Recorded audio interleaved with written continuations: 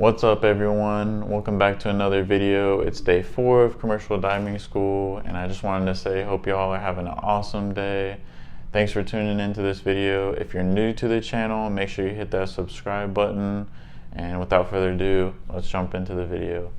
So before I actually get into what I did for the day, I just wanted to I had a comment about my history and like why I wanted to get into commercial diving. So just like someone made that comment, make sure you guys leave comments down below. I want to answer you guys questions. Anything you want to ask, just go ahead, shoot it right down in the comments. So a little bit of history about myself. Like I said, I was in the Navy.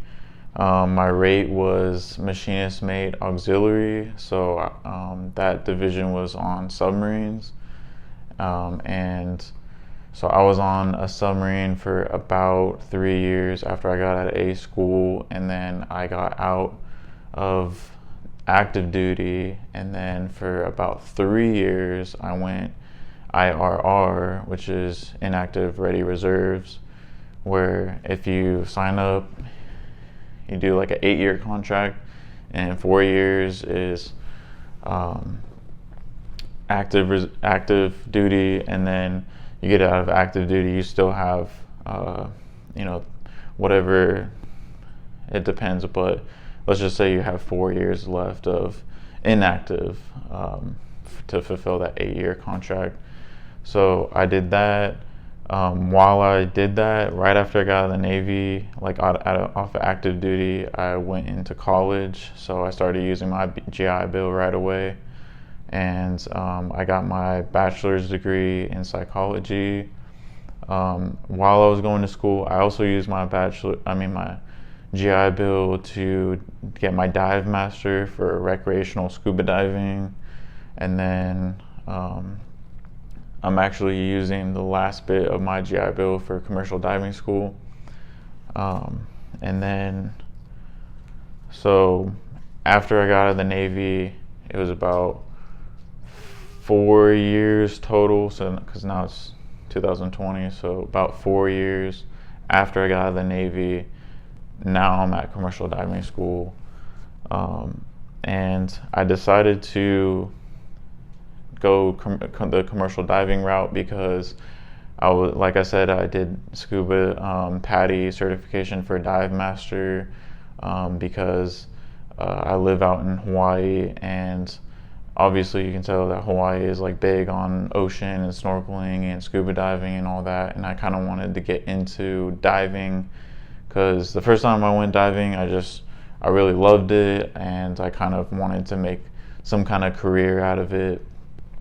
And so what I wanted to do is more like instructing, but not normal instructing where it's just like you teach people how to get open water certified.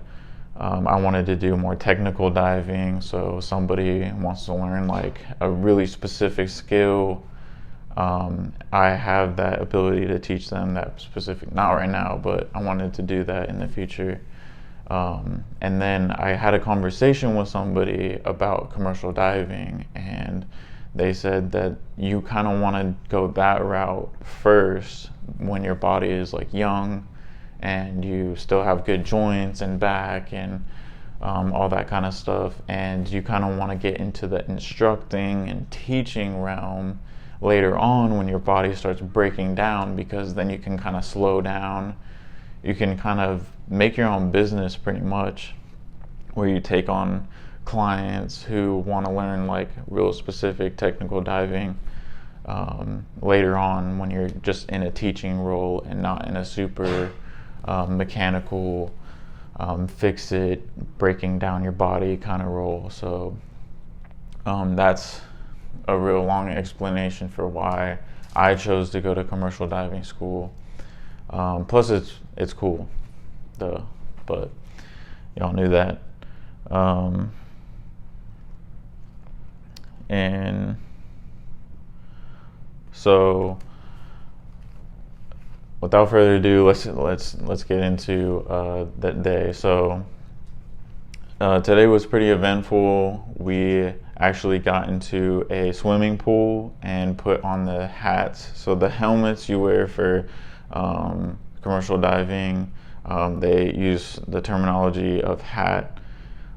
So the hat, we learned how to put them on. We got dressed out in our wetsuits, and they make you wear like one form of neoprene. So like I said in the dive issue, if you haven't watched my first videos, go watch, day 1, 2, and 3. But you get issued neoprene, a top and a bottom, and you have to wear one of those, but you can't show any skin. So if you're wearing the bottoms, your top is going to show and your arms are going to show, so you have to wear the coveralls. Just a little heads up. And so we got in the swimming pool. We went in groups of 4, and at the school has like a school that's raised up like off the ground. It's an above ground pool, but it's way up high. It's like about 15 feet in the air, and you have to go up steps, and the pool's up on top. And so everybody got the chance to get in the pool with the actual hat on, with all the dive gear, with their bailout bottle and the harness and everything. So it's only day 4, so they want to make sure that they get this in early, because this is when people really decide, like, do they want to do this or not. They put on the helmet. Some people get claustrophobic. The class that was before us, so they're like sophomores now in module 2, they're ahead of us, and they had a few people, and they said it happens all the time where people actually put the helmet on or the hat and they get claustrophobic and they don't want to do it, and they just say no, this ain't for me. So that's why they do it early and on. And also I think it's helpful because the earlier that you jump right into like all the gear and putting it on and actually doing and actually wearing and being underwater, wearing what divers wear and being underwater, then the sooner that when they start talking about diving and what you do and stuff like that, they use all these terms and you're like, oh, okay, I know what that is. Okay, yeah, I know since day 4 like what that is. So the earlier you get hands-on, the better, in my opinion. But also, what was I gonna say? Also, when you do commercial diving, your whole entire setup where you're working and where you're diving, they call it dive station. And ours was, we simulated a dive station. And at your dive station, obviously you're gonna have the diver, but you're also gonna have a tender. And the tender is helping you get in the water. They have tools, so we wear wrenches on our work vest, like our we call it PFD, personal flotation device. You have tools on it in case you gotta wrench something real fast. The tender's job is to handle all that stuff, just basically take care of the diver before they get in the water. Once they're in the water, the tender, holds on to their umbilical and gives them slack or pulls in slack. And then you have a guy on comms. So we had 4 groups of each of those. So guy on comms, tender, diver, comms, tender, diver, comms, tender, diver, and we went through about 5 groups of those, and we did that all day. So that's basically the whole entire day. We didn't do much more than that. It took the entire day, like I said. I don't know if you can tell, but I'm sunburnt, so make sure when you get out here, it's Florida, it's hot, sunny, so wear sunscreen. And I'll tell you about lunch. Lunch was really good. It was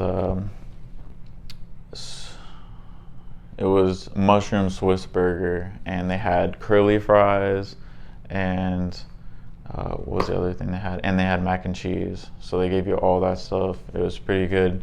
I heard a lot of guys talking, and they said it was the best meal yet. So, I mean, for me, it was really good. And so, yep, that's day 4 of commercial diving school. Stay tuned for the next one. Like I said, like the video if you liked it. Subscribe if you haven't already, and stay tuned for the next one. Thanks for watching. Peace.